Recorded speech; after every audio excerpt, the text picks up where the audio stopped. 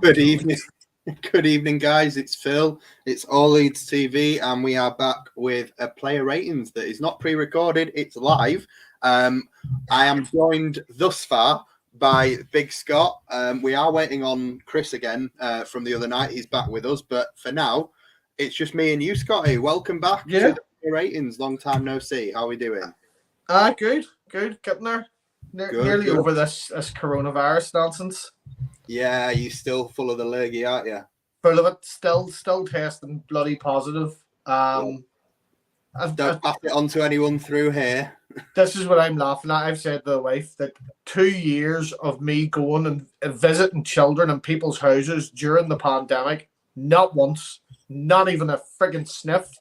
And her sister called to the house for 10 minutes and suddenly I've got coronavirus. So, yeah, it is what it is.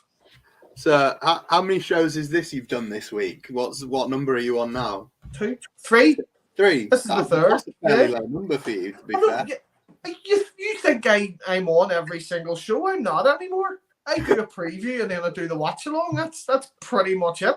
It's a long time watch along, and they always go badly when I'm on. So maybe that's why I feel sorry for you. Yeah.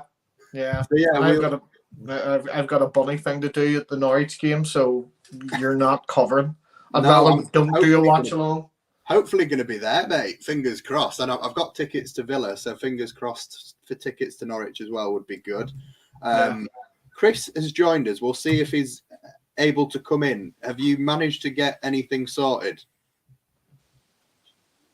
It's not looking promising yet. We'll crack on without you, Chris. Give us a thumbs up when you manage to sort this out, mate, and I'll shove you back in. Is he piggybacking off Oscar's Wi-Fi? Yeah, it seems something along those lines. Got a couple of lovely messages coming in for you, Scott. Everyone hopes you don't die. That's good. That's nice. So I had the exact opposite comment from someone on Saturday, but we'll not go into that.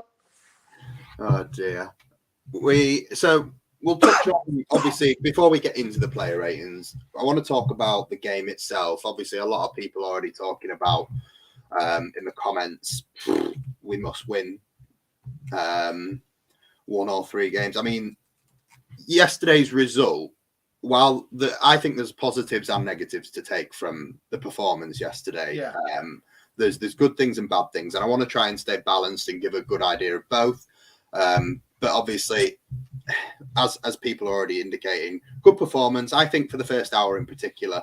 But the result makes it real, especially with some of the results around us as well. It's making the next 2 games. We've got a massive week now. Obviously, Norwich at home on Sunday, and then before that, Villa at home Thursday night. That's 2 games where, for me, I think you need at least 4 points. We can't lose either of those games. It's going to be a big week. And tell me what you thought of the game, Scotty. I think you took it quite positively, didn't you? You thought it was really encouraging. Obviously, before the whole Bielsa being terminated or whatever actually happened, he's gone. I thought we were going to lose that game anyway. And the way we were set up to play, we could have very easily lost that game 3 or 4. Another big whopper. And that's something that I was just looking for. I just wanted to see, right, Jesse's come in at a time where he can't go into a transfer market and bring in new players that he wants or needs. So he has to work with, and pardon my French, the shite that's there. And that's the truth. So what choice does he have, on the 75th minute to bring on Tyler Roberts, things like that. But what I wanted to see was the change in mentality. The players have wanted Bielsa out for a while now. I'm glad it's all starting to come out, and it's not just us all talking. What's up? It's all coming out that the players were begging Bielsa to change, and he refused to even meet them. Jesse Marsch seems like he's interested in hearing what the players want and what they're capable of. The fact that Bamford was on the bench blows my mind. But defensively, I'm not saying it was a masterclass defensive performance, but there was 3 times in that match where I could pinpoint and say, if man marking was in place, we have two players pulled out of position and Jamie Vardy runs right in and scores. Yeah. And it didn't happen. It didn't happen. And teams found us out with the whole man marking. And now they have to come up with new ideas. Yeah. And that's what I'm excited for. Yeah. We looked better from set pieces as well for the first time in 4 years. Defensively. Yeah. Yeah. So I don't think we've looked good attacking from set pieces since we got rid of that set piece coach that TC had. I don't ever remember Leeds being good from set pieces since Ian Hart left, to be honest. Thomas Christensen had a set piece coach and he had us running borderline American football style plays. Yeah. And I enjoyed our free kicks then. But I'm encouraged by that result. The fact that Kasper Schmeichel got man of the match, and there's people running about on social saying, "Oh, Bielsa would have won that." No, he wouldn't have. We'd have got tanked. Kasper Schmeichel wouldn't have had a save to make. And that's the truth. We were I wouldn't say we were robbed because Leicester weren't bad. It was just unfortunate. Yeah. So I'm not gonna lie. I'm gonna play devil's advocate here and just counteract a lot of what you've said, not just because you're behind me, but if I said to you, and bearing in mind the Newcastle game at home that we lost 1-0, I think yesterday was very similar to that Newcastle game, in all honesty. Yesterday for me, despite Marcelo Bielsa being there, and look, this might be me saying to Leeds fans that are maybe tentative about wanting to give Jesse Marsch a chance, this is actually me saying something positive. I don't think that side that we saw yesterday was a Jesse Marsch side just yet. I think there was bits of it that screamed Marcelo Bielsa still to me. So we had 4 players for me that were playing very much not in their preferred position, 4 square pegs in round holes. Tyler Roberts still gets on the pitch as a substitute and makes no impact, which, look, we're not going to bollock him for that today. I thought we looked good for the first hour going forward, apart from, we had 19 shots and didn't score a goal. And then obviously defensively, we looked okay, but we still concede and lose the game. That, to me, screams a Marcelo Bielsa performance. I think the formation, I did enjoy, especially the bits where we were on the attack and it was just quick. Let's get it up the pitch and let's work towards creating some chances. And especially that first hour, the game was there for us, I thought. But I don't think that if you're going to look, I think the best thing to do with Jesse Marsch, one way or the other, for now, until the end of the season, reserve judgment. Don't go too hard on the praise. Don't go too hard on the criticism. Give him a few games. Let him import this style. And obviously, the bits that I thought that were still quite Bielsa about us. Gail, I'm going to flash up your comment. I'm not saying it was a Bielsa performance. I understand, obviously, tactically it was very different, but we lost 1-0 to Newcastle in exactly the same way. That the hallmarks of a Bielsa's Leeds performance: create a shitload of chances, don't score, lose 1-0. Chris Kelly would say the same thing a million times. That is what we've been notorious for, and it looks like that still needs to be kicked out of these players. And he's only had 4 days on the training pitch with them, so you can understand why it is that way. But for me, especially the Newcastle game, which I was at, it was exactly the same. We created an abundance of chances. We were really good on the ball.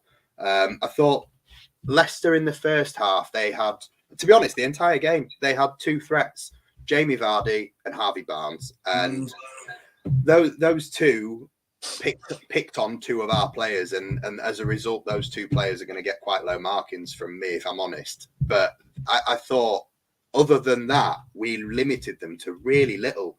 And obviously to come out of that game with, if I wanted to be hypercritical, I could say, whether you're losing 5-0 or whether you're losing 1-0, you get the same number of points. We need results now. So this week, obviously, it's a pass. It's his first game. We've lost it, and they're a good team at Leicester. But these next 2 games are massive, and we need to, if we're going to create chances, we need to put some of them away. And I think one of the good things about that is, hopefully, if Patrick Bamford is, touch wood, fit and firing, we need a fucking goal scorer. I'm going to see if I can try bring Chris in. Chris, are you with us? Are you working? I believe I'm with us now, yes. Wonderful news. You're only fucking 10 minutes late, pal. What time do you call this? I know. I don't think I pay my Wi-Fi bill because it's terrible. But yeah, apologies for that. Yeah, Oscar. Sorry, Scott was saying that you might have been nicking Oscar's Wi-Fi to get on here. I think I must have been, but. So, what did you make of the game yesterday? Were you happy? Were you so? I don't think I wouldn't go as far as saying happy. I saw a lot of positives. I mean, yeah, as a Leeds fan, you've got to take positives from any game, but there was a lot of shape in the team. We obviously created a lot of chances, and the story of our season was we just don't have anyone to put the chances away. So I felt the front three, maybe even the front four. I think Rodrigo was helping as well. A lot of danger there. Just need to finish some of these chances. Someone needs to step up and really get some of these half chances and make something of them, really. Yeah, I mean, I'm getting the usual pelters, mate. I've literally just made a point that you're kind of having a pop at me for there, but we have been missing up chances all season. I'm very much don't think missing chances is the reason Bielsa should have gone. So I don't really get the point there, but yeah, for me, we did create so many chances and an attacking play. I thought we were really, really good. The way that we break now and look, there was a couple of times where Meslier had his dodgy moments and I was like, four. But generally speaking, the way we build up out the back quicker, I saw loads of things from that formation and the style of play that I think even as one of the most extreme sides of like, I'm pure pro Bielsa, I'm going to like some of this football. I'm going to enjoy the way we play. Look, there are bits that I'm going to talk about when we get into individual players and stuff like that I think we've learned from already in this first game. I think Jesse Marshall have already learned a lot from what he's seen in that first game, from individual players and perhaps the positions to play them in. I was really surprised. I think we spoke in the group, Scott, about when the lineup was announced. I originally thought Koch was in the back four, Ayling was at right back, and Dallas in centre midfield. And then when that transpired to be different, how did you? That first couple of minutes went, because our group chat was just pinging with like, oh, so this is how we're playing, this is who's where, and what did you make of the formation and who went where, and were you happy with it? It took me about half an hour to realise that why Koch kept pushing so far up the pitch. Yeah, I couldn't figure it out. I was like, wait, hang on a second. Dallas is at right back and Ayling's at centre back, and that's when I just kind of went, all right, okay. So I was a bit like, if it was Bielsa had done that, you'd have expected it. And I think what March had done was changed enough without changing too much in that first game, so that he could see, right, where is it going wrong? So I think now, right, it's one thing seeing players train. It's one thing seeing them in person, what they're like as people, but you put them on the pitch on match day, they play very different. They play very, very different. And I think hopefully he can see that, right, no idea why Bielsa was playing Billy Ayling as a centre-back whenever you've got centre-backs there. Yeah. There's midfielders there. So why is there a right-back being played at centre-back and a midfielder being played as a full-back at different sides at different times, yet you've got a centre-back playing in the midfield? So I think he wanted to try and do enough to start subtly changing things without changing too much. I did wonder if that was what was behind it, as to why there was that. Look, I bought, like I said, I was only bringing out the devil's advocate side because you started it on that note, and I want to sort of give both sides. I think that Jesse Marsh may have tried to limit the amount of adaptation that was required. But because he did that, I was, as a joke between me and my missus during the game, sending a text like, just sticks to beat him with if I really wanted to, because I'm not that person. But I did find it extremely funny when Tyler Roberts came on, and I did find it extremely funny when obviously we had four players, like Dan James was still up front. We had Dallas at right back, Ayling at centre back, Click as a CDM, which Bielsa got slaughtered for a couple of weeks ago.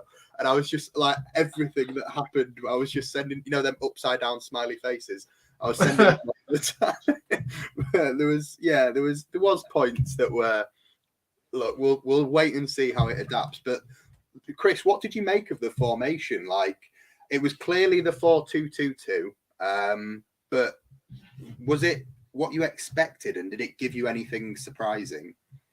I think the biggest surprise to me was Dallas. I mean, we spoke on the last show, and I made a point that Dallas has to start regardless of where he's playing. But as it turned out, we learned he shouldn't play as a right back against Harvey Barnes because he had quite a tough game. So I didn't see that coming. But hearing that Forshaw was perhaps injured, we maybe needed Koch in the defensive midfield position. But that was the biggest shock.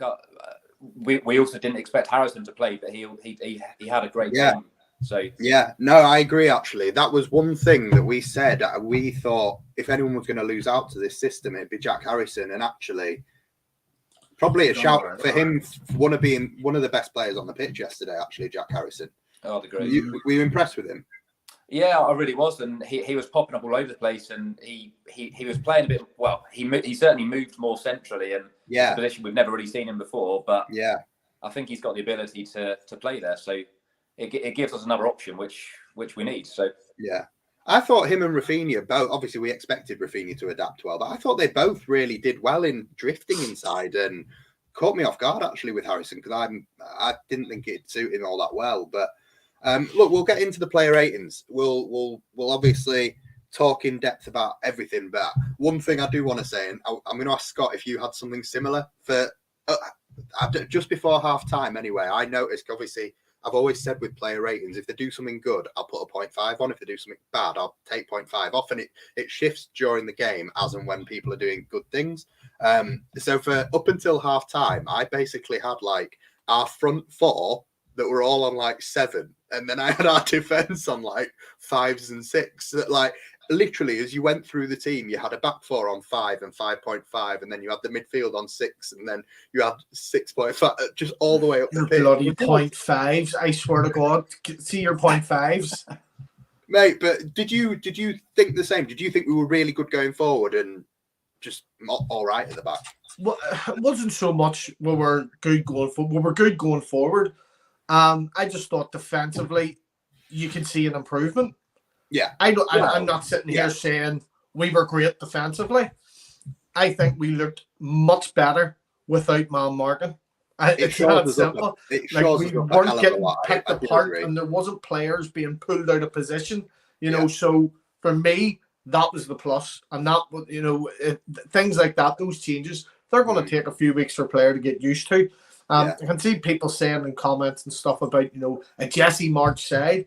This isn't going to be a Jesse March side until next season. This is still Bielsa's team of bang average championship players. And if Jesse March can keep us up and salvage the damage done by Bielsa this season, he's done a good job. Yeah.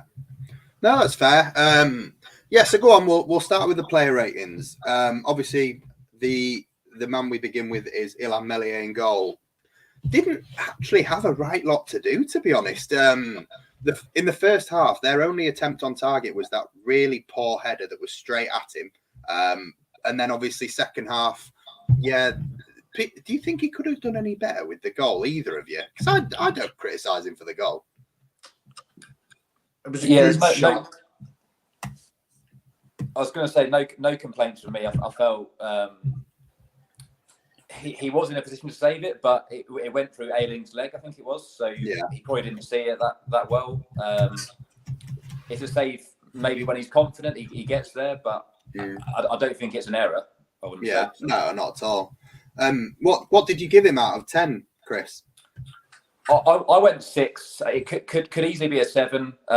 He didn't do anything groundbreaking, but distribution was okay, and fairly solid. But like you say, quite hard to know.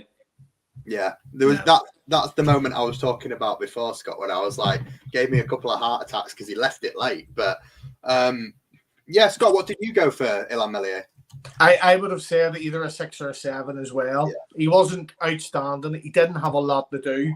But as that comment said, he was giving me a bit of a heart attack at times. Whether that was down to a poor pass from Bill or a poor pass from Pascal, Yeah. Was he too slow on looking for the option? Was the defenders weren't moving into space for him?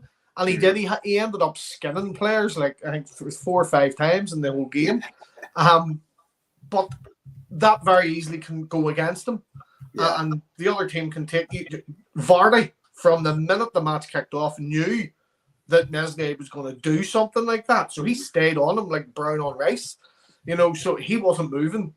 But his distribution was a lot better than it has been. And his positional awareness, for me, was the best it's been in a long time, particularly with the corners. And with that header that you talked about, was it Ndidi he saved from? Yeah. What I noticed the last load of games was that in the corners, for some unknown reason, as the goalkeeper, he was not on his line. He was right in the middle of all the defenders trying to punch that out. But the problem was, nobody's watching the ball. They're all watching their man. And we didn't get that from him in that game. I was quite pleased to see him staying on his line at corners. And I think he done a much better job. Again, it wasn't outstanding. We know he can do better.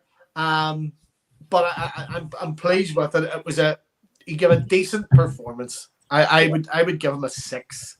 Yeah. Yeah, I've gone the same number as you two guys. I've gone 6. Look, I think it's worth remembering going into this game.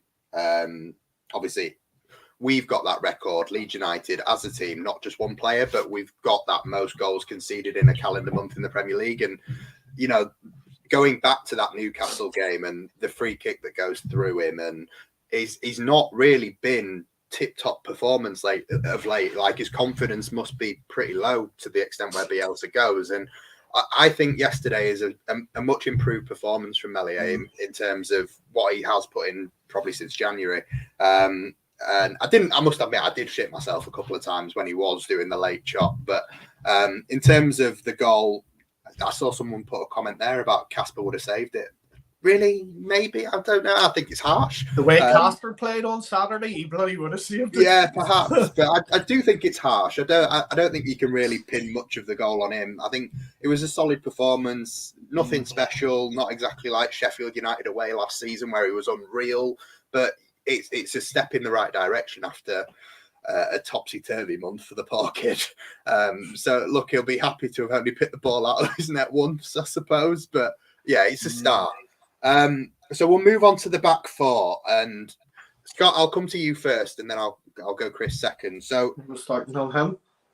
No, well, actually, yeah, we can do. Yeah, we'll start Stuart Dallas at right back. What did you make of him being at right back? And did you think he should be at right back? And then obviously with how he played, do you think in hindsight, maybe it was the wrong choice?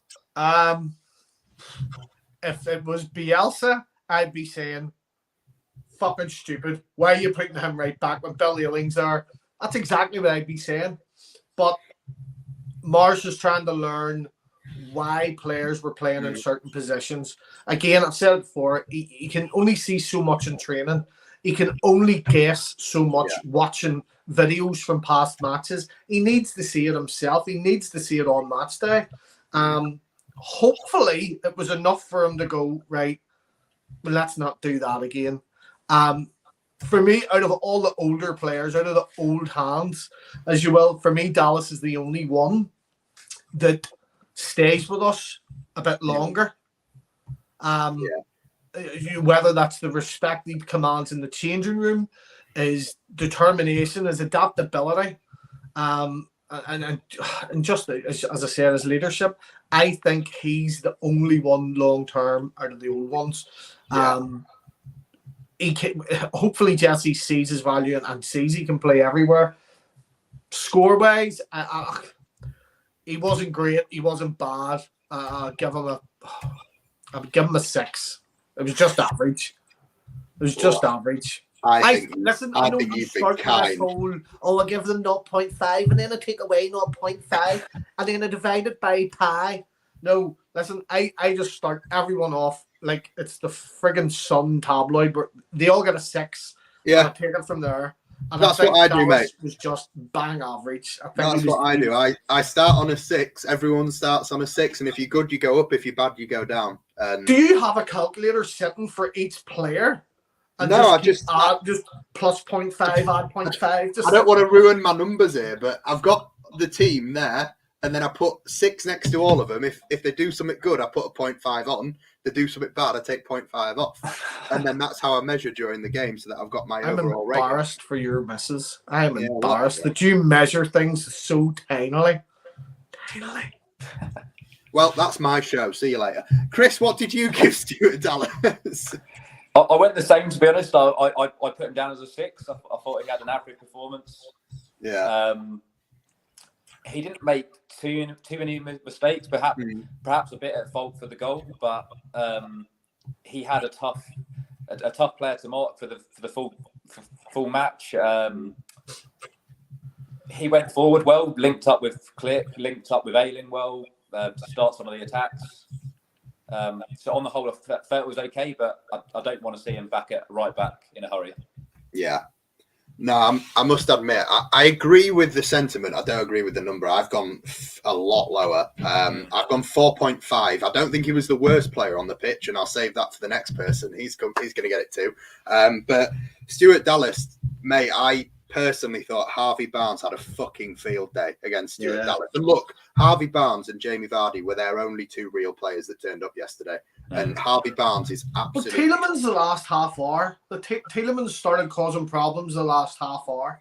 Yeah, but for 90 minutes, like, Harvey Barnes absolutely roasted Stuart Dallas numerous times. Like, megged him, run past him, got free kicks, throw-ins, corners off him. Like, it was child's play for Harvey Barnes. And look, he is fucking brilliant. And I accept the argument where, look, I agree. I was really surprised to see Stuart Dallas at right back, and I think he should have been in midfield.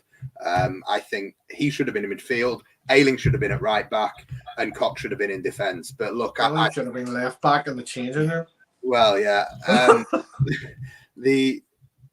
Again, I'm not being generous here, John. Don't worry. I think he was pretty bad. I'm going to pin the goal on both of them, not just one. But yeah, I think Ayling and Dallas are more at fault for the goal than Meslier completely. And I agree. One of the things that was awkward to watch, mainly Ayling more than Dallas, but the ball watching and just watching someone pass and run and moving behind him and get an easy finish. I mean, it's not an easy finish, it's a good finish, but I've gone 4.5 for Dallas, and the only reason he's gone up 0.5 is because I really wanted the guy that we're going to next, and I've probably already given away my number here, but people may go lower, to be the worst on the pitch, because he was. Luke Ayling, for me, I thought Jamie Vardy was looking at Luke Ayling like a prime steak yesterday. Pascal strike and went, nah, I don't fancy that at all. And then he looked at Luke Ayling and went, all right then. And he picked on Luke Ayling the entire time he was on the pitch. Ayling at centre-back, Jesus Christ, let's just not. Look, carrying the ball out from the back, okay. Passing the ball, maybe a bit better. But defensively, Jesus Christ, not good at all. Chris, what did you make of Luke Ayling? I didn't have him down as quite as low as you did. I felt building up the attacks, he was the only leader in the back four. But yeah, I think he's been found out as a centre back. Some people quite like him there, but for me, he's not good enough to play centre back in the Premier League. So I went 6 personally.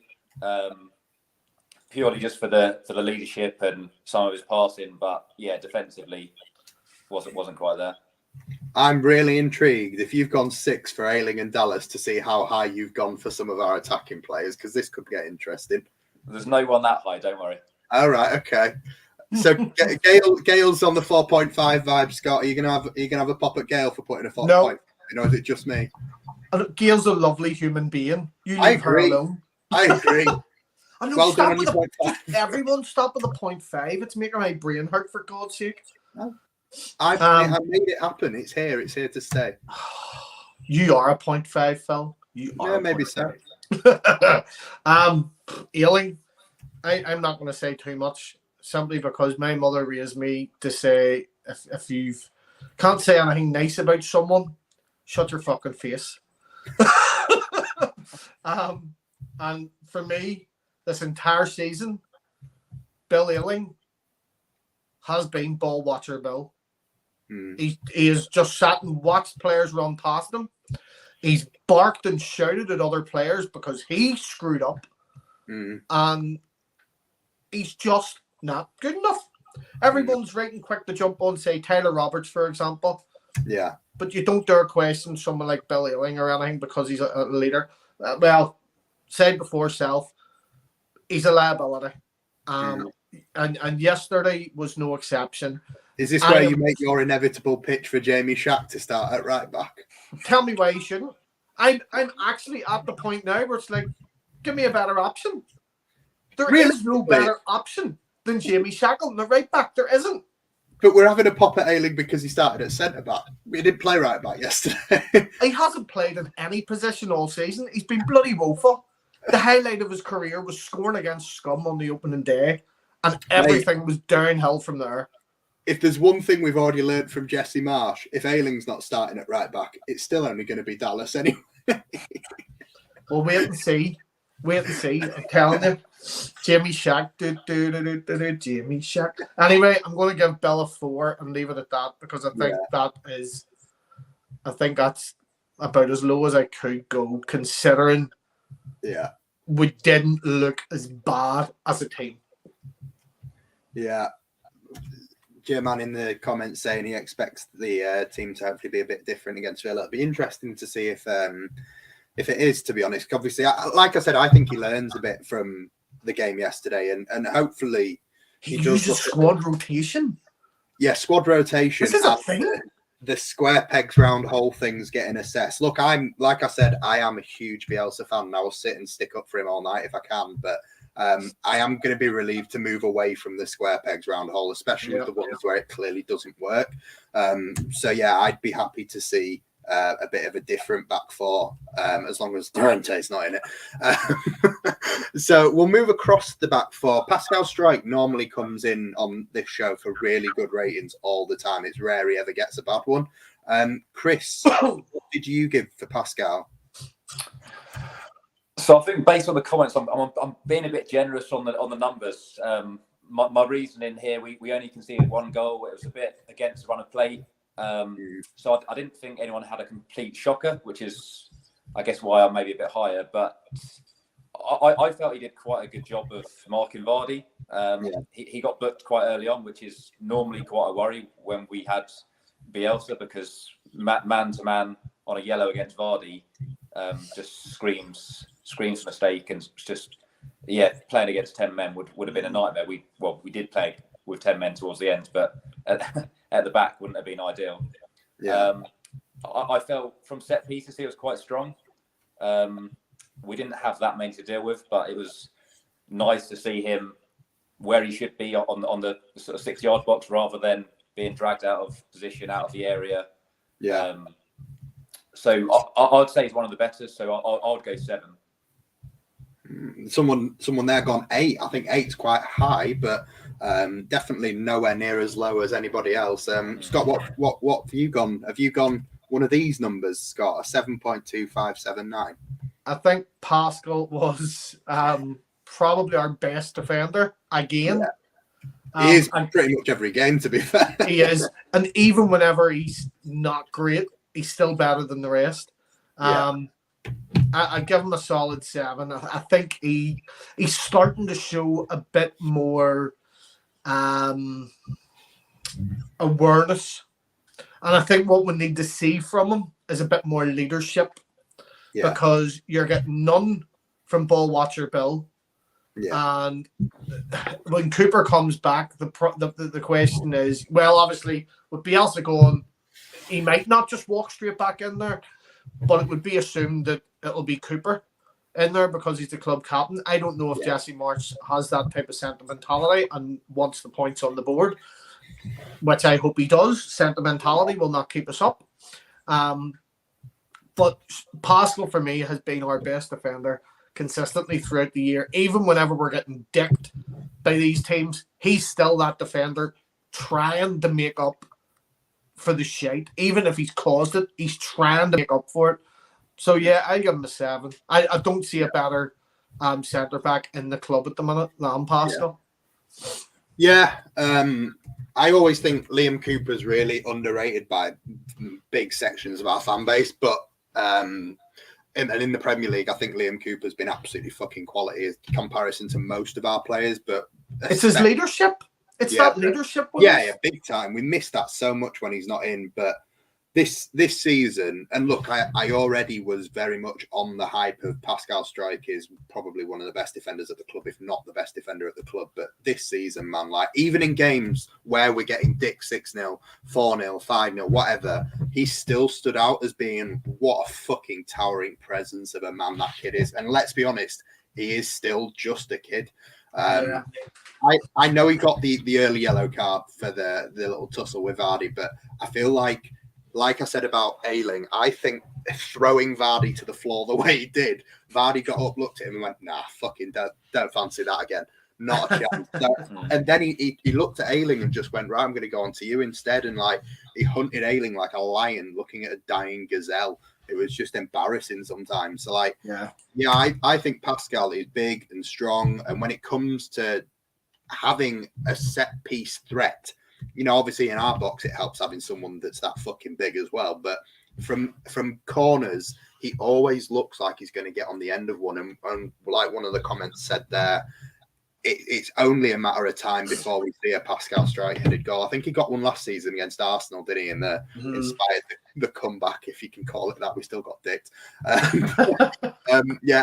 gone 6. I know that might sound harsh, but I thought he had an all right game, just average. And obviously, I went a lot lower for us defensively. I thought he was the best of our defenders. So, yeah, I went 6 for Pascal, but can see why people have gone higher if needs be. We'll move on to left back and Junior Firpo. Scott, what did you make of Firpo? It's an interesting one, I think. He's been getting better as the seasons went on. I think the massive issue that we've all had with Firpo was that we didn't keep Alioski. And in hindsight, now you're going, Jesus, we should have just paid him what he wanted and kept him. But we almost expected, because of where he came from and who he trained with, and the pedigree of player that he was training with and playing with, we had just expected him to hit the ground running. We're just going, right, you're coming from Barcelona to Leeds here in the Premier League. You're going to tear this up. And it didn't happen. But now he's getting better. Going forward, I love Firpo. Firpo going forward can cause problems, and you can see he's got ideas. He's getting into space, and he's trying to create something. Defensively, sometimes other players have his number, and I think he didn't have a torrid time on Saturday, but I think he kind of let himself get caught out a couple of times. Just overall, wasn't anywhere near as bad as it could have been, but overall, I would say I'll put him on par with Pascal for Saturday. I'll give him a 7. Okay, Chris, what did you go for Junior Firpo? So I went 6. I thought he didn't have a bad game. Going forward, showed a lot of energy. I feel at times he dives into the challenge a bit too much. I mean, he's had so many bookings since he's been here. And they all come within like the 30 seconds of the game. Card. But I just worry every time I see him flying into a challenge. But overall, a good game and probably unlucky not to score as well. Yeah, he did. Yeah, he had one blocked off the line, didn't he? So did you say you went 6? Yeah, I went 6. Didn't think it was a bad game, but not quite a 7. Yeah, I'm not gonna lie. I've done exactly the same as you. I've gone 6. I thought on a par with Pascal. I thought it was okay. Don't get me wrong. Last week against Tottenham, I thought he was the worst player on the pitch by some distance. He was fucking terrible in that game.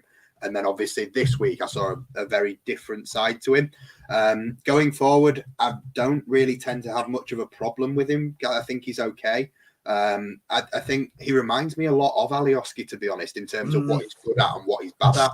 He's okay going forward, and he can cause danger and be a threat, but defensively at times, and the Tottenham game sticks out like a sore thumb. Like Kulusevski had him on toast, left, right, and centre.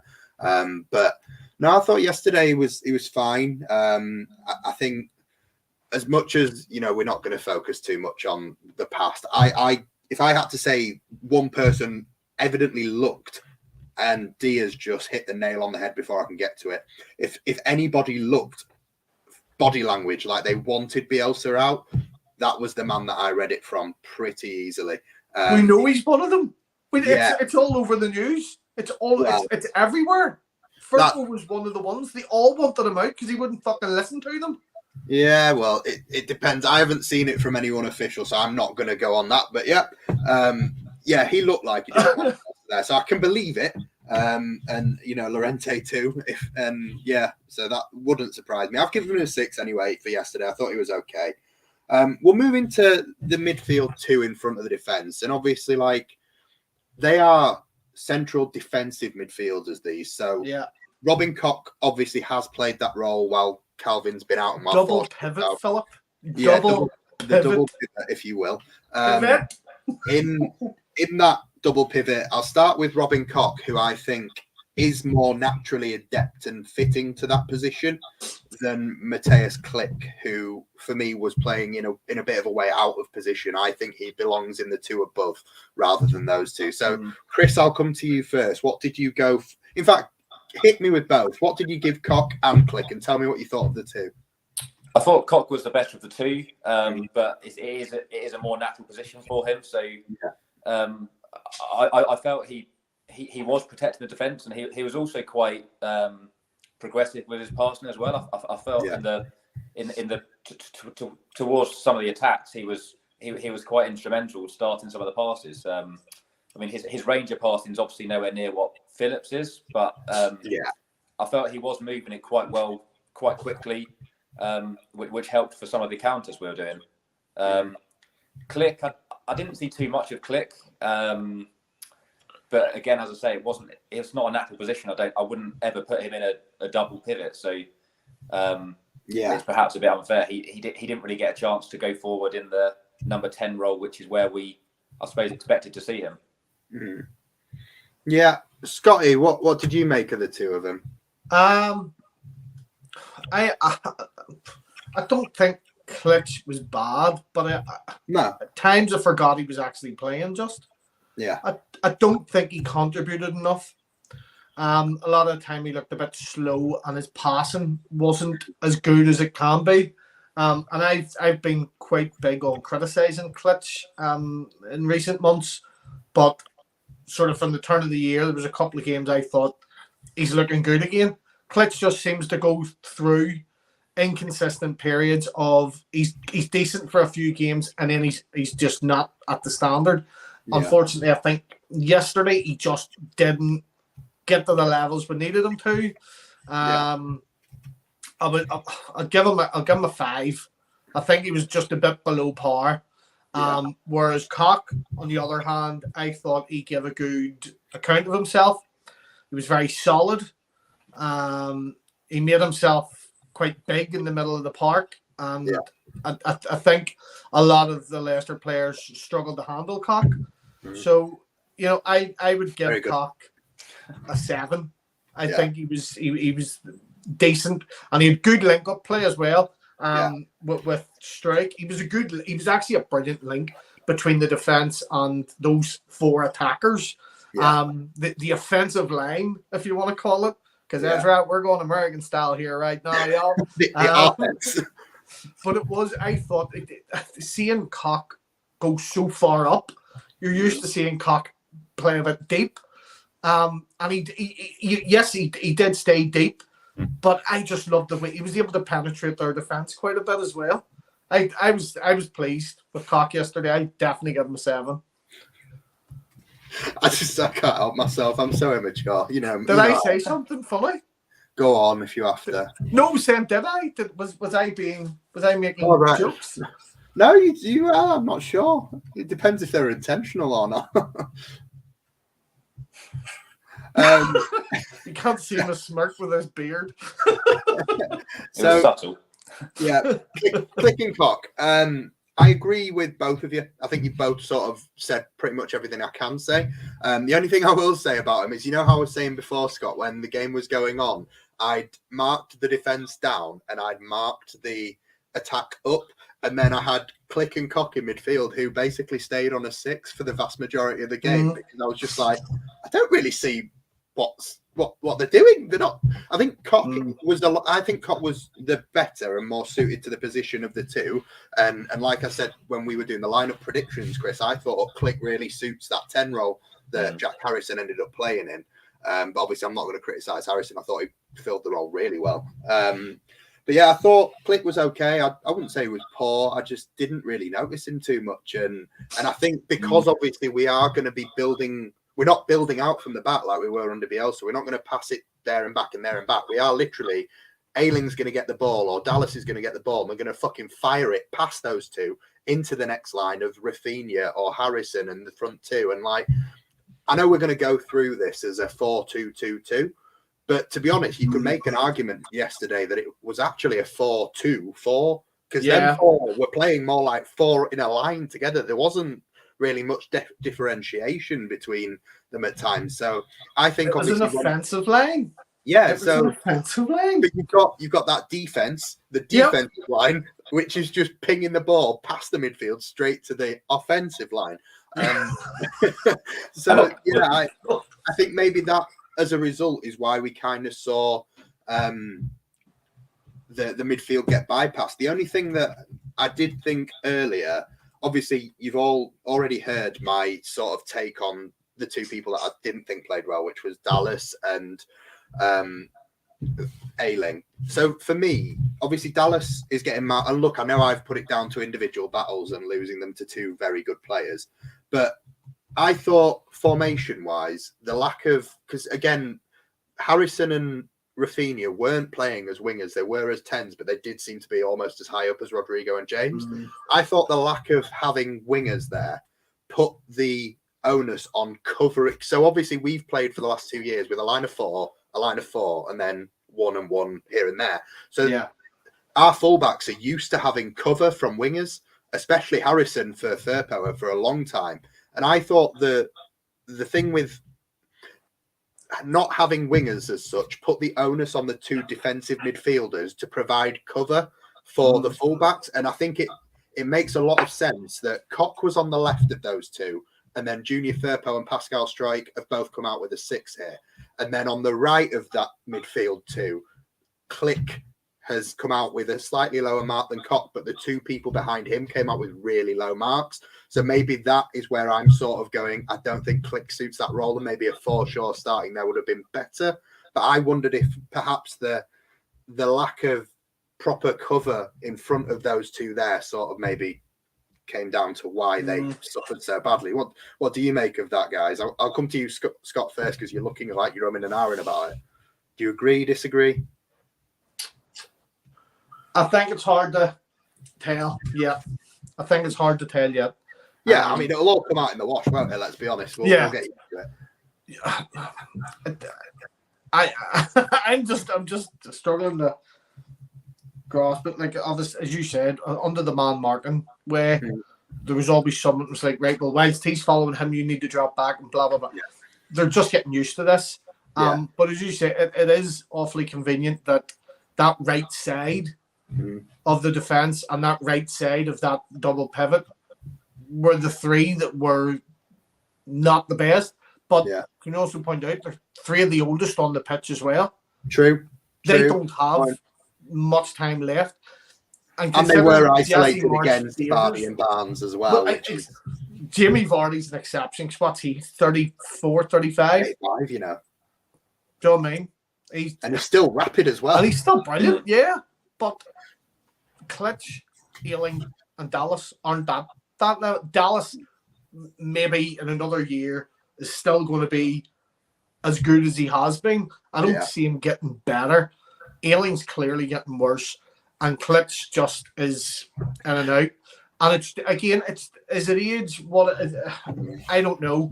Jesse March is someone that favours the younger guys, so I don't see these ones being around next season. I really don't.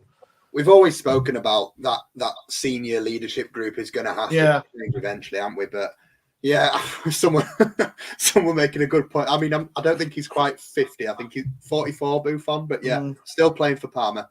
Roberto Carlos was on the bench for Bull in the Barn as well. Yeah, that was the eBay thing, though, wasn't it? It's not like he's actually signed a contract. It was just one game. Chris, what did you make of the tactical point I just made there? That was really Scott's got so upset he's fucked off. What did you make of, like?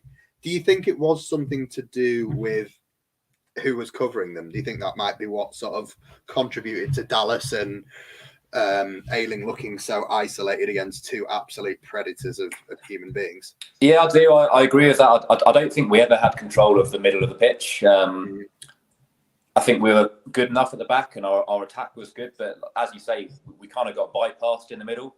Yeah. Rafinha, I've seen clips of Rafinha further forward on the right. Yeah. He was jogging back a bit for the goal. So yeah, could he have helped out more? Because I think you saw Harrison doing a lot more tracking back than Rafinha.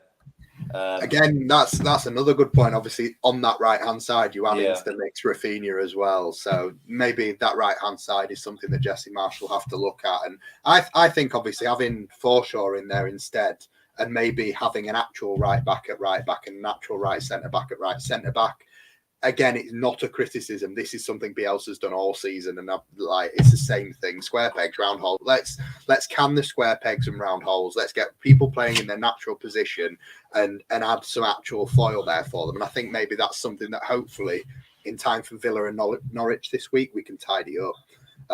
But yeah, I would like to see Rafinha get a bit of a kick up the arse and told to run back the same way Harrison does. Who knows? But yeah, we'll move on to the two in front. We'll go straight to Rafinha. Scott, seeing as you're back with us. Sorry, the electric meter was beeping. All right, okay. Council estate, bro. So, what do you give him, Rafinha, and what did you make of his performance? Rafinha looked a lot more full of energy, and he looked quite a bit happier than he has been. He was almost given a free role. I know we've sort of described yesterday as like a 4-2-4, but there was times where it kind of looked like a 4-2-1-3 or 3-1, just with Rafinha pretty much running around doing as he pleased. But I think overall we've seen a much more encouraging performance from Rafinha. Still not at the heights that he has been, but again, this is going to be a new way of playing. This is a new challenge for him, and I think he will. I think he's going to take to this. I really do. For me, yesterday, Rafinha gets a solid. I'll give him a 7. Seems to be a few mixed ones on this. Some people going high, some people going low. I heard similar actually on Square Ball. Someone went high, someone went low, didn't there? So, Chris, what have you gone for Rafa? I was torn between a 7 or a 6. You can go 0.5. Don't listen to him. You can. I'm not going to go 0.5, but I think I'm going to settle with a 6. And the main reason for that is the goal chance. I feel he really should have put that away. I don't. It wasn't a sitter, but if we're going to get anywhere, he really needs to just put his foot through that. And that and the lack of tracking back. I'd go for a 6 just because I'm expecting more from him. Yeah. No, I think that's fair, to be honest. I've just realised I haven't looked at my numbers here, and I've given him a bit high, and I'm tempted to take it down. But fuck it, I'll stick to my guns, and I'll say what I've written down. I've given him a 7. I am starting to think I might. Can I bump that down to a 6.5 now? Stick to your guns. You give off to me when I give Tyler Roberts 1 before. Yeah, because I don't think you should give people 1. But anyway, I thought, like I said, going forward, that front four, the way it moved together as a unit, and like we got the ball back and they sprung into life, and they all just sprinted. And for me, when we got the ball and we were moving forward, yes, they all ran the same, and yes, they all contributed in their movements and stuff like that. But and I'm not going to sit here and talk about the goal scoring, opportunity creation, or whatever it is you were wanting me to not say about Scott. But I thought the creative passing that was going on in that front four, the vast majority of it was Raphinha. Some of the passing that got us on those quick. So, like, for me, the only good thing that Ayling and Dallas tended to do all game was when they got that ball, bang, hit Raphinha early. And then Raphinha, the other three would fucking jet off. And he'd have to pick whichever one's making the best run and find him. And in all fairness to him, yeah, he may not have tracked back for the goal, and that's shit. And I honestly didn't see that, which is probably why I haven't marked him down for it. And yes, I do think in terms of goals, to be honest, since January, he's not been on it for his finishing. Up until then, he had eight league goals, and he was fucking fourth in the Golden Boot race. And, you know, since January, we've seen 1 goal in, 8 games now, and that was the equaliser against Man United, and we still obviously ended up losing that game anyway. Up until, say, Christmas or the January transfer window, if you want to really be cynical, his performances were winning us points, and since then they haven't been. And obviously that was his opportunity yesterday to win us a point or 3. So yeah, I can see why people think it comes down to that, but I did think creatively he offered us a lot, and that idea of the 4 of them legging it off together, I think he really suits this formation, and he's going to be a key player for us, obviously, because he's one of our better players anyway. Of course, he's going to be key, so maybe it's a daft thing to say, but I thought he was okay. And look, if he would have got the goal, then it probably would have been man of the match from me. But I know that won't go down well either. But yeah, I was happy with him in all honesty. I thought it was a much better performance than I've seen from him. Again, body language, if you had to say to me one player again that maybe looked like he would have been happy for Bielsa to leave, Raphinha would have probably been on that level for me as well. So yeah, look, he's I think a lot of them are. A lot of just people looking at a lot of them look like they're happy that Bielsa's gone, and there's no sugarcoating it. There's no sugarcoating it. Yeah, I mean, for me, the only people that, to my knowledge and from body language, look like they won't be happy about Bielsa going is the people that aren't currently in the team anyway. Calvin, Bamford, Cooper, the people that missed him. So yeah, and Dallas, I think as well. I think Dallas was a Bielsa man. I might be wrong on that, but I think he was. But yeah, anyway, we're moving. I don't want to keep dwelling back and forth on Bielsa because look, we're on very different ends of a spectrum, and I'm going to just constantly sit and defend. But anyway, moving on to Jack Harrison, who I'll be honest, have given man of the match. I'll come to you first, Chris. What did you think of Jack Harrison? And we didn't expect him to start. We didn't expect him to play in that position. We expected him to be one person that lost out a bit from this change to that formation. So yeah, I felt he was critical for all the attacks. Everything was, I felt, between him, Raphinha, and Dan James. So. Yeah. I was quite impressed with him, and I would start him again next week. I went 7. I thought I'll potentially say Dan James offered a bit more, but he was quite unlucky to score. And again, all of the attacking players, they just seem to be lacking the edge at the moment. They're wanting almost to walk it in. That they need to start just putting a bit more into these shots. So yeah, I went with a 7. Yeah, I think that's fair. Scott, what did you go? More of the same with Harrison. He always looks threatening up to the point, and he either overplays it or he tries to work his way into getting a shot. Yeah, there was a couple of times I think he played well as he has been. You know, he had an absolute belter saved as well. Yeah. But there was a couple of times again where he's going down that wing, and there's 2 or 3 options there, free, nobody near him. Yet he's got 2 players coming towards him and 1 behind him. Yeah. And instead of using the options there of going, look, no one's watching them, get that ball out to them into space, let them run onto it. Instead, he tries to be prime Maradona and take them on and try and skin them. And it's not cutting it. It really isn't. Do I think he was bad? No.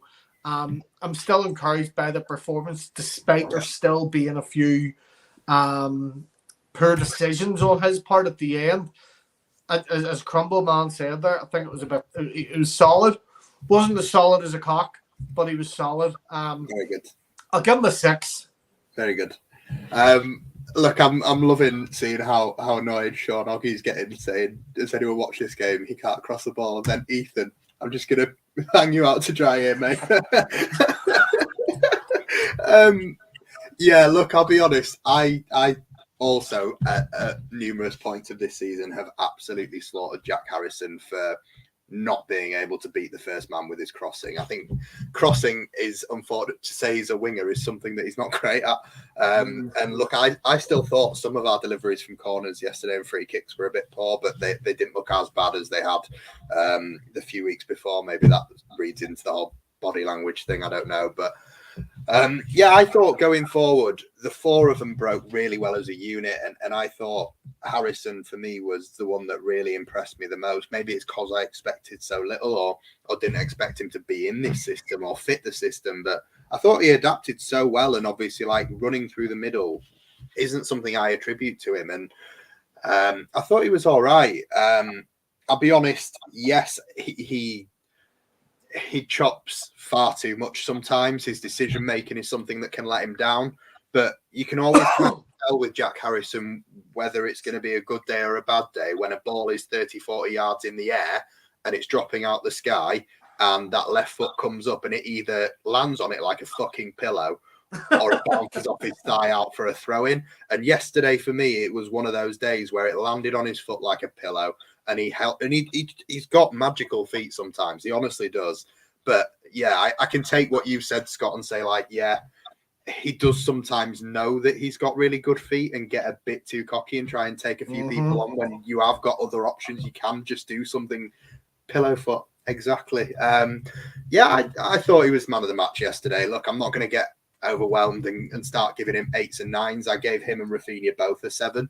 But I just thought Rafinha obviously missed a big chance to give us a goal, and at least Harrison got his on target and troubled 𝐃𝐎𝐖𝐍𝐋𝐄 bought a brilliant save out of him. And, you know, maybe some people would say the same thing about Rafa's, but Rafa's is a tap-in. I think it goes down as a good save because Schmeichel does well to get back across and close it down, but Rafa can still smash that in any other part of the goal. If that's a defender making that kind of fuck up, it's an error that leads to a goal, but as a striker you don't really get pillared for it. So yeah, I thought Harrison was really good. We'll move on to the front two, and then obviously we'll start with a square peg in a round hole before I go into the one that perhaps maybe is back in a position that he favours. Dan James as a centre forward in a 2 this time. I've already picked up on, you said a few nice things about him before anyway, Chris, so I'll come to you first. You were quite happy with him in that position then? I felt certainly in the first half, if we were going to score, he was going to be involved. He was always on the lookout for the break. I guess it's early days. They're just getting used to this new system. So I think at times they were almost running into each other's space. They weren't quite sure who was going to go where, and they're running at pace.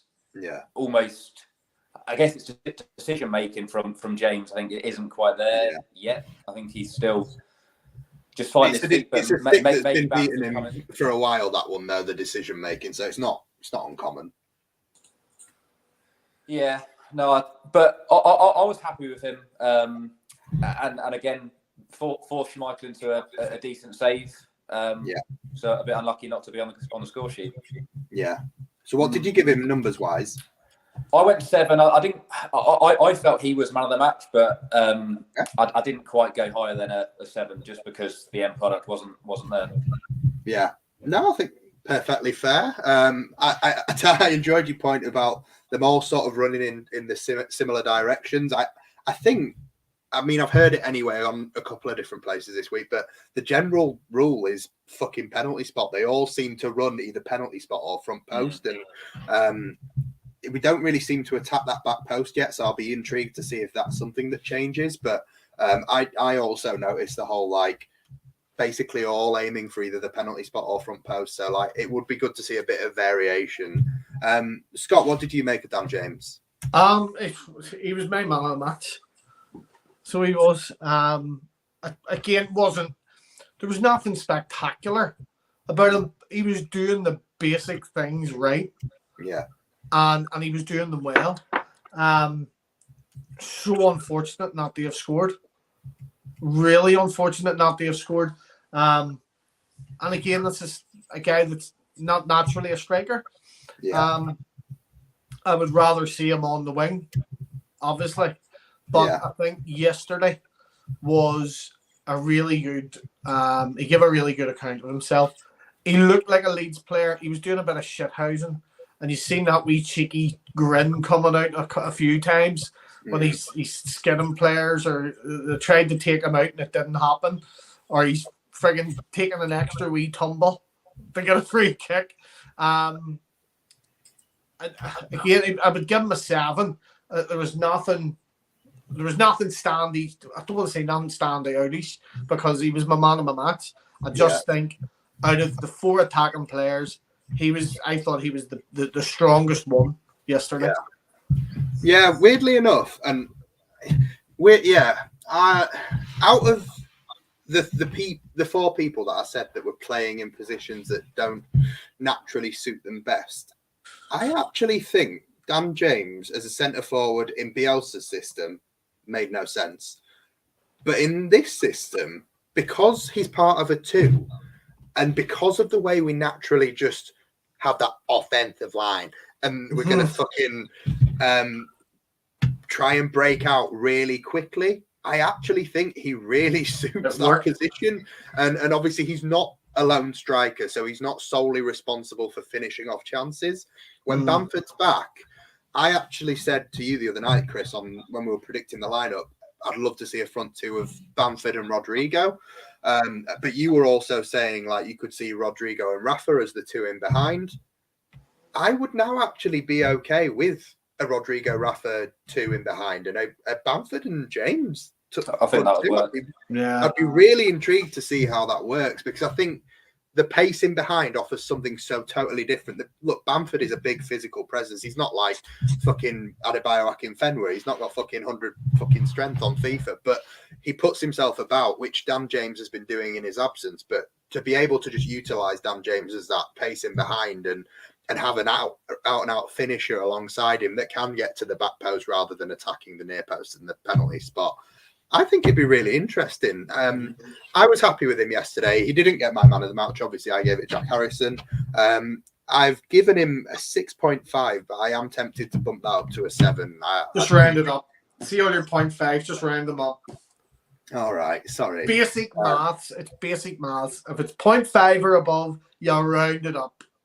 Mate, I'm not going to lie. Just because you're being mean to me, I'm going to be mean back. A minute ago, you said something about Dan James, and he looked like a Leeds player, and all I heard was Louis Walsh going... sound like a leprechaun?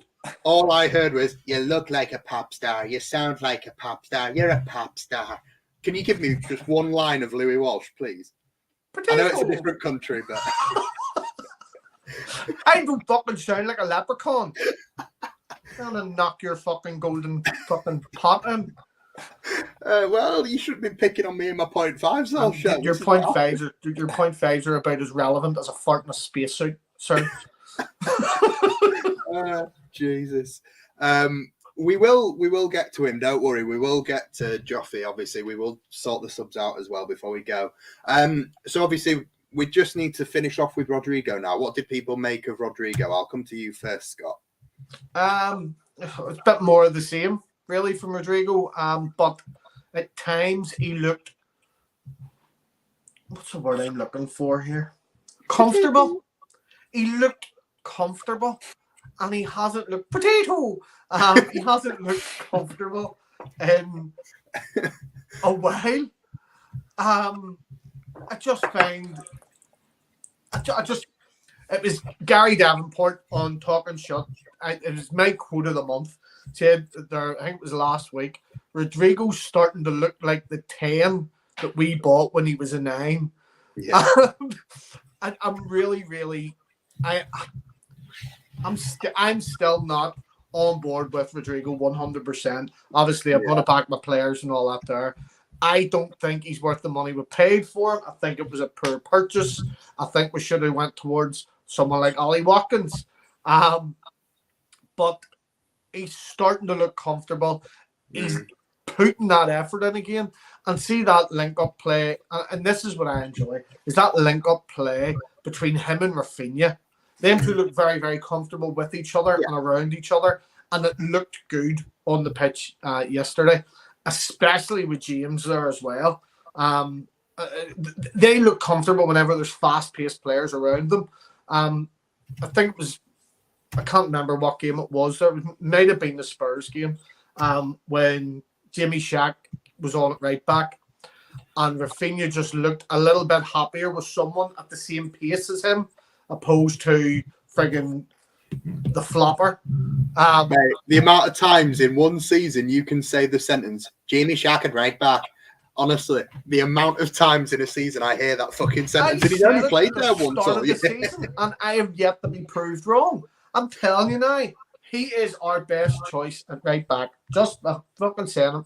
Until we send a new right back, that's for me. But look, we're not talking about Jimmy Shack. Jimmy Shack.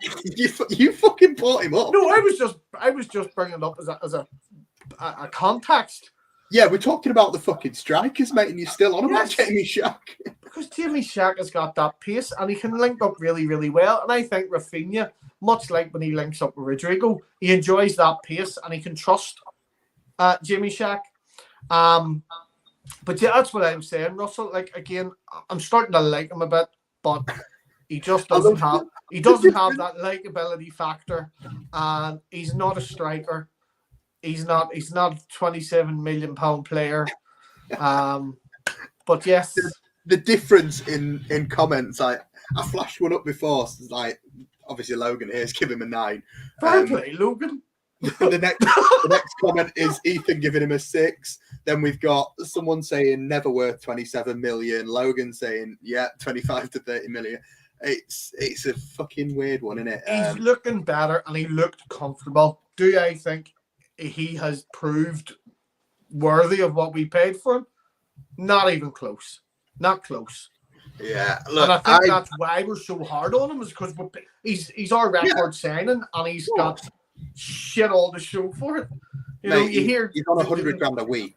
Like we're entitled to expect a lot from him, I think. And look, we're not asking a great deal, but look, I thought all of our players going forward were very good yesterday, and I haven't given him anything bad. I've given him 6.5. I thought he was fine. But out of, you know how I marked Rafinha up for the passing being right and setting up goal scoring chances. The one that springs to mind most with Rodrigo, you know, Rodrigo's chance himself.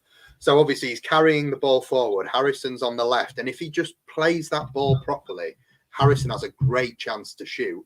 He overcooks the ball. Harrison has to turn back, and then Rodrigo gets himself in a good position to receive it and shoot. Harrison finds him, and then he just blazes one over the bar. And it's just like, that's on what I believe is his stronger foot.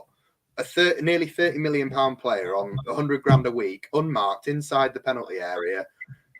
And you've got to at least test the keeper. Like, you can't be blazing it over the bar. And especially in games where we are sort of, you know, needing a goal, and that's all we need. And if we take the lead, I don't really think we would have let it go, to be honest. So no, I think I got that exact feeling yesterday, Phil. I think I said it during the watch along.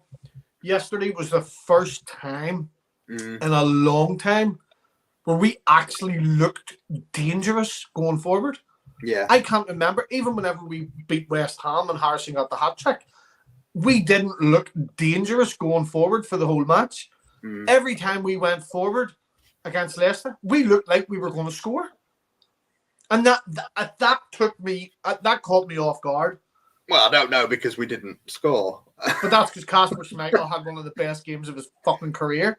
Well, I don't know. I think we had 19 shots and, you know, we've still come away with a 1-0 defeat. So I can counter it either way. But you can.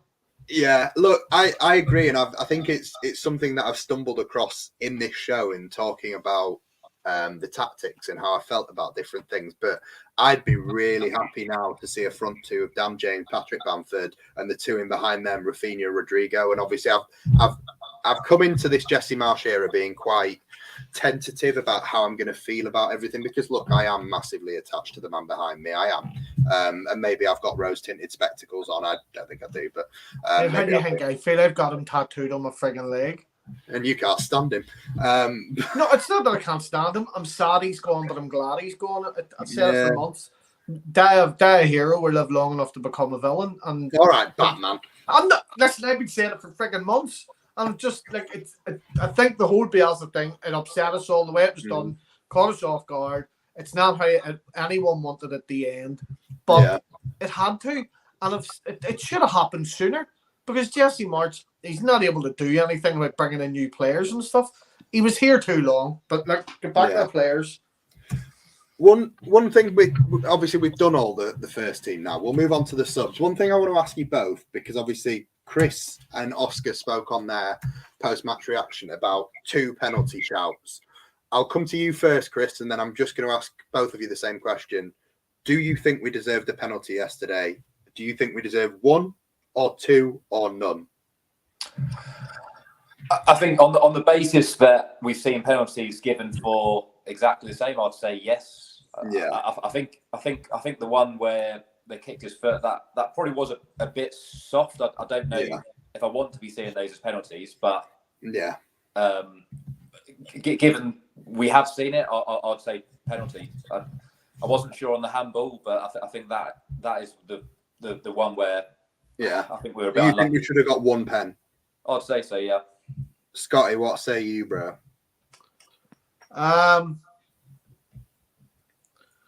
The problem is I don't know if there was enough in them both to be penalties.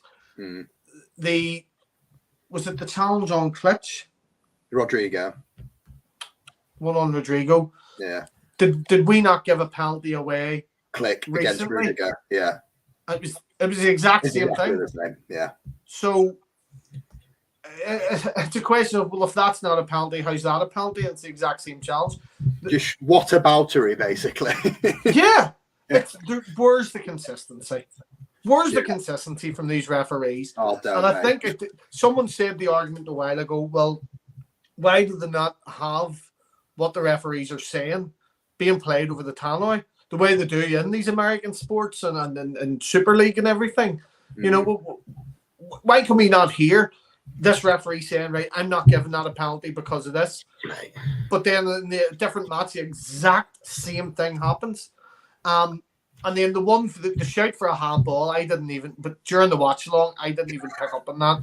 I didn't see the handball. That is a very good point. Because he gave a goal kick originally. Yes, I'd like to have seen it back. I didn't see many replays, but no. It brushes his fingers, but I'll be honest, I don't want to see either of those ever given as penalties, whether they're for or against Leeds United. Look, they're not penalties, either of them. But it went against us so many times. But that's where the frustration comes in. Yeah. The Chelsea game and Mateus Click. I mean, Rudiger bought 2 penalties off us that day, I believe, and both of them were absolute bullshit.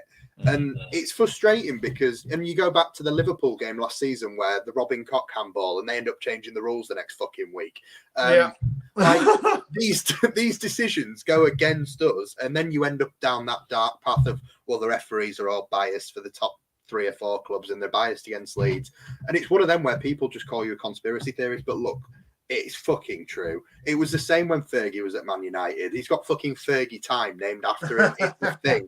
And Klopp moans and moans and moans. Lampard's just got him to fucking apologise to his daughter over a birthday card or some shit. Like, do you know what? I can't believe I'm saying this because I hate Fat Frank, but he had the balls to question a refereeing decision, and he called them out on their shit, and they fucking apologised to him.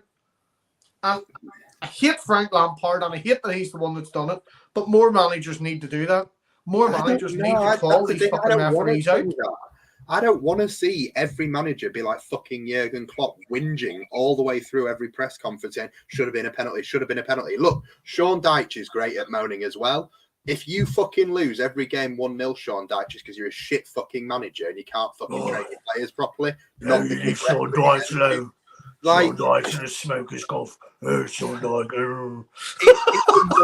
It's annoying to hear incompetent coaching coming out as being angry with referees. Look, we can sit here and be mad at referees all season. There's no point. But there's incompetent referees, Phil, and you're one of them. All incompetent referees.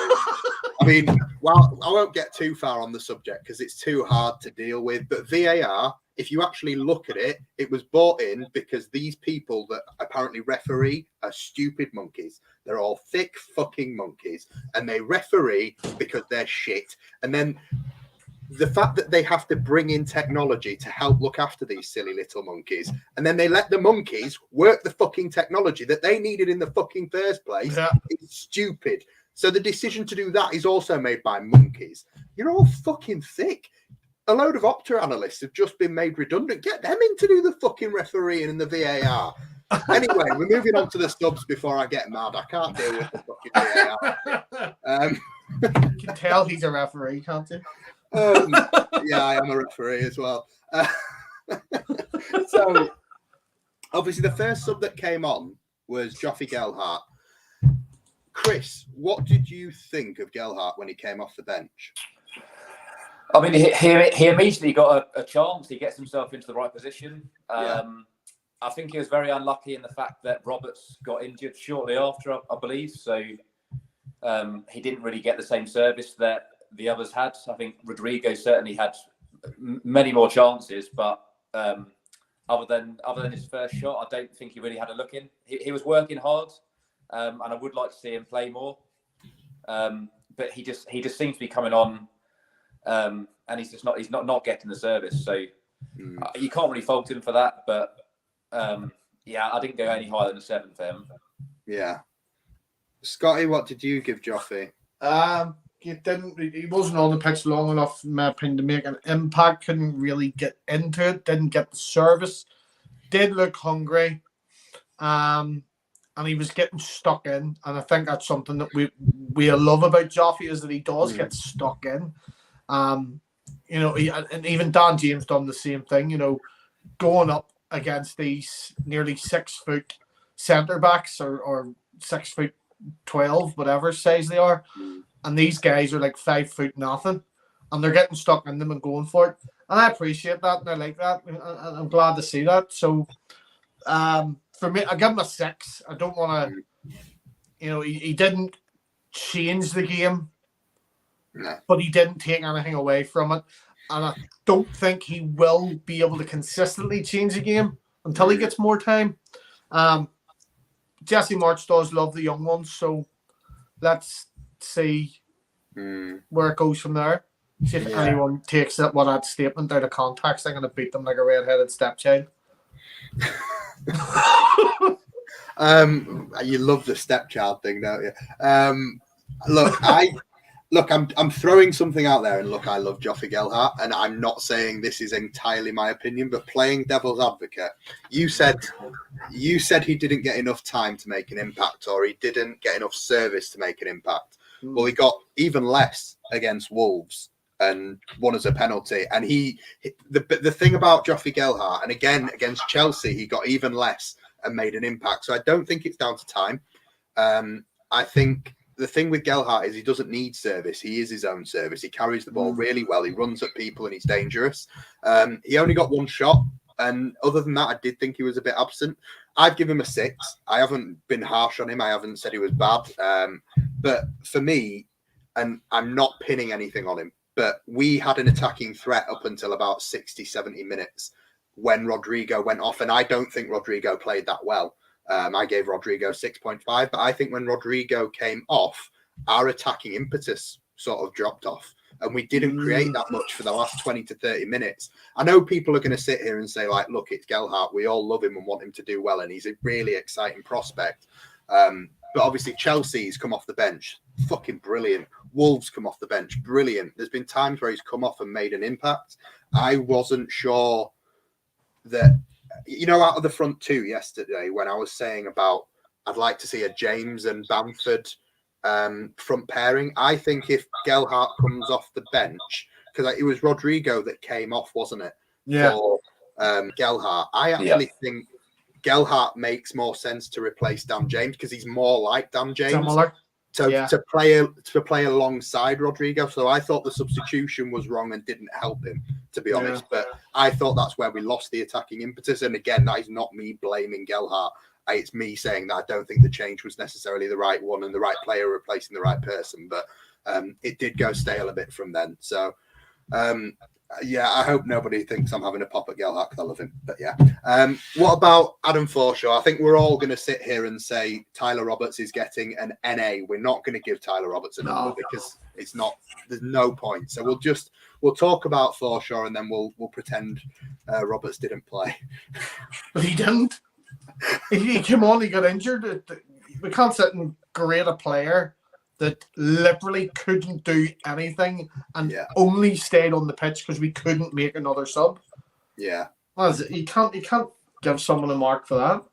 I think he deserves some credit for staying on, I'd say, because he probably did that because he knows the fans in general have a mixed opinion on him. So he probably didn't want to give any more excuse to have that criticism. So I think fair play for staying on the pitch. But as you say, he couldn't do anything, and even the players kept on trying to pass to him, and I don't know what they're expecting him to do. It was any different from any other performance. we're on Adam Forshaw anyway. Come on, Adam Forshaw, Chris. Adam Forshaw. I didn't feel he had much influence on the game either. I didn't feel any of the subs really changed the game. I guess you bring Adam Forshaw on, you think you're going to get the control of the midfield. But I felt he was a bit of a passenger. I don't have much to say about him because there was just nothing going through him. I didn't think. Yeah, well, it's a continuation, isn't it? The midfield just continued to get bypassed, but it doesn't look as bad when we're attacking and we're creating chances. And obviously, when we're not creating chances and the midfield is still getting bypassed, then maybe it looks badly on him. What did you say you gave him numbers wise? Did you say 6? I gave him a 6. Didn't do anything wrong, but I can't remember any key moments where he was involved. So no, that's fair enough. Scotty, what did you go for Fosh? Just give him the average 6 game. Just Forshaw for me. Much like what Mike said there was it, or not Mike, Chris. Fuck my life. He's there to help control and bring stability to that midfield. And when you're trying to go forward and get the game back and win and stuff, I don't think he was the player to change the game. I think it was very much a damage limitation type substitution. Try and keep control of the midfield. Don't lose it. He just gave a Forshaw performance. he done a Forshaw. He wasn't bad. He wasn't world class. He was solid. I give him a 6. Yeah. No, fair enough. Excuse me. Hell, you all right? Aye. Just a flesh wound. Jesus. Trying to give us all COVID, Christ. I went 5.5 for Forshaw just because I didn't think it was his average performance. He normally does come on and shore things up, and obviously maybe again it's down to the system and the role that he's playing, and I think he suited that single pivot role perhaps more than he did. Well, I don't know. It's one of them things that we'll have to wait and see how it goes, but the right partnerships need to form in certain places, because obviously, when you've got a formation that is 4-2-2-2, it might sound like a really obvious thing to say, but partnerships of 2 people are going to be beneficial. So I think Forshaw and Dallas for me is something that I'd like to see in those 2 positions, or when Calvin comes back in particular, Calvin and Dallas in those 2 positions would be great. And then obviously I think Raf Rodrigo, Dan James, Patrick Bamford sounds frightening to me. It sounds promising. I'll be honest. Look, I'm not going to go all the way about marching on together or anything like that.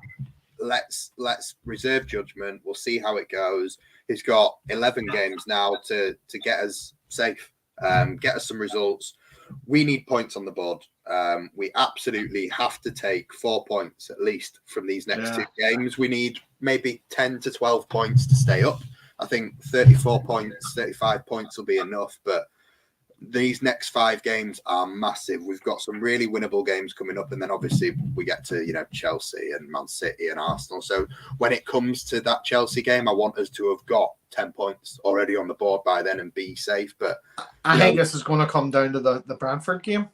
I think that's how close it's going to go, right down to that game. It's going to be really uncomfortable, that. But looking at the table, obviously, and the games that are being played tomorrow are some of the games in hand, so that takes us level on games played with Brentford. And after tomorrow, Everton, who are currently a point behind us, have 4 games in hand on us. That's a bit frightening. Well, you'd like to think after Spurs getting dicked out of the cup, they're going to try and continue on what they've done in the league and beat Everton. Am I right in saying that the only team in the league that Fat Boy has beaten so far is us? That'd be us. And Christian Eriksen's Brentford in the cup down there. That's weird. So it's a massive week that's coming up. We've got Villa at home Thursday night, and then obviously we've got Norwich on Sunday. On Sunday, they are, like Dee says here, the 2 biggest games since we got promoted, to be honest. We need to see Leeds turn up. I'm really encouraged by some of the things we've seen yesterday from the first game under Jesse Marsch, and I think hopefully at the end of this week we'll have more to be able to get stuck into about what our ideas are of his team, of his setup, and how we're going to deal with big games. And Leeds historically haven't fared well in big games. What do you think for this week, Chris? What's your points that you think we're going to get out of them? I'll be happy with 4. I think if we don't get anything from the Aston Villa game, I'll be quite nervous going into the Norwich game, and I'm sure the players will be as well. We've never really seen a run quite this bad. Jesus. And Villa, they obviously came in off the back of quite a good win. So I'll take a point against Villa, but Norwich is an absolute must-win, not just because of their position, just because everyone's going to be beating Norwich. So I'll take 4, but realistically 6 is got to be what we're going for. Yeah, absolutely. And Scott, what about you, mate? What do you think we can get this week?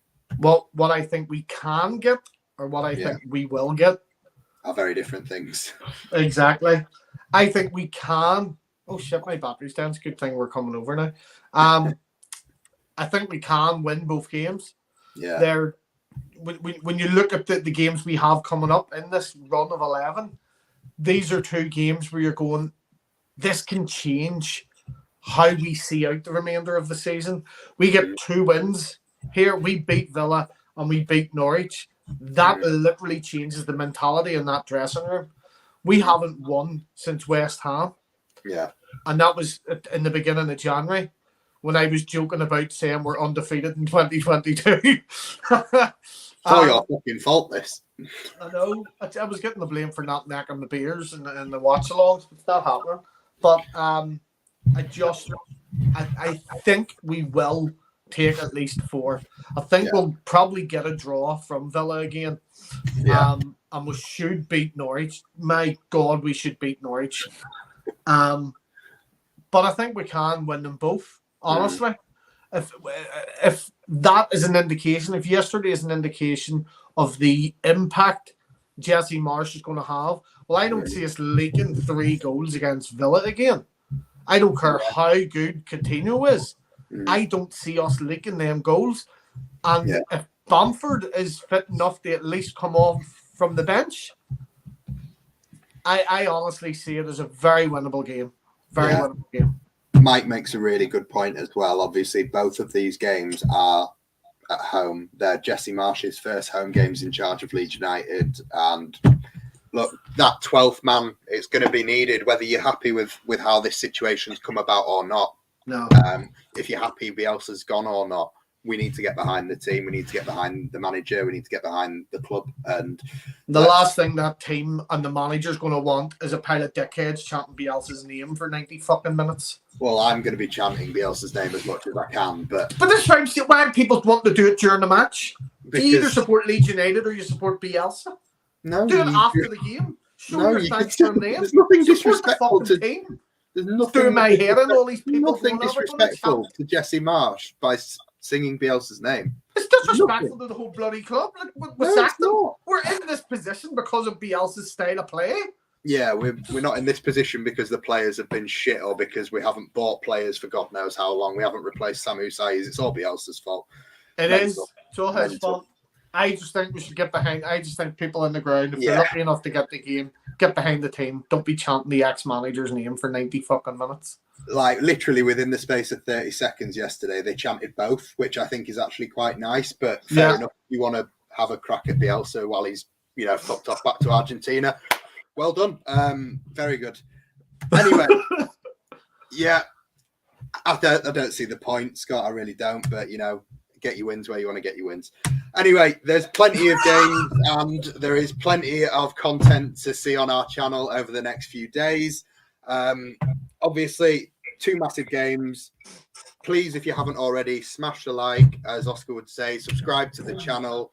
Keep your eye on Scotty's watch-alongs for the 2 games. And, we will obviously hopefully speak to you again after 3 points, before. We're back for a big match preview, aren't we? So we've got plenty of stuff to keep your eye on over the next week, guys. So thank you for your time tonight, Chris. Thank you for your time tonight, Scotty, and obviously see you later, guys. Thank you for watching with us, much appreciated. And smash that like, of course. Thank you, Alison and Marty. Right, bonsoir.